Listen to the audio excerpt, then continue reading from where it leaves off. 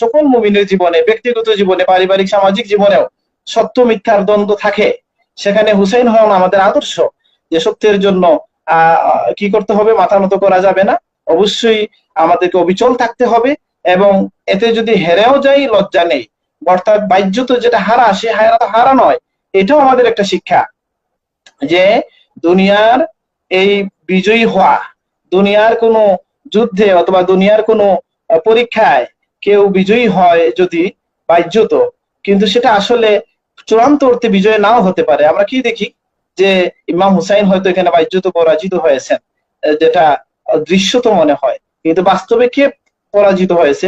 পরাজিত হয়েছে ইয়াজিদ। এই জন্য বলা হয় কতলে হুসাইন আসল মে মর গয়ে ইয়াজিদ থা, ইসলাম জিন্দা হতা হয় কারবালা কে বাদ। অর্থাৎ ইমাম হুসাইনের হত্যাকাণ্ডের মধ্য দিয়ে তিনি যে শহীদ হলেন, এর মাধ্যমে আসলে ইয়াজিদ মরে গেছে। এটা একটা বড় ধরনের শিক্ষা, যে যারা আল্লাহর প্রতি কাজ করবেন, যারা আল্লাহর জন্য জীবন বিসর্জন দিবেন, কোরবান করবেন, তারা কি করবেন? মরেও অমর থাকবেন, ইতিহাসে অক্ষয় থাকবেন।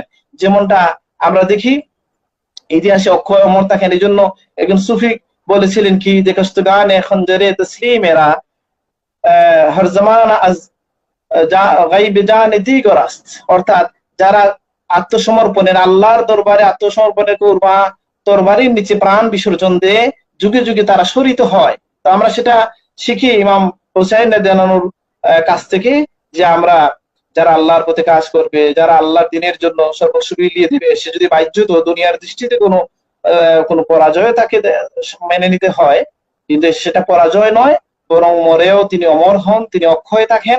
আমরা কি দেখি, ইয়াজিদ আজকে ঘৃণার পাত্র মানুষের কাছে, মুমিনের কাছে, আর হুসাইন হচ্ছেন মুমিনের হৃদয়ের রাজা। মুমিনের ঘরে ঘরে আজকে হাসান হুসাইনের নাম আছে রাদিয়াল্লাহু আনহুম ওয়ারদাহ।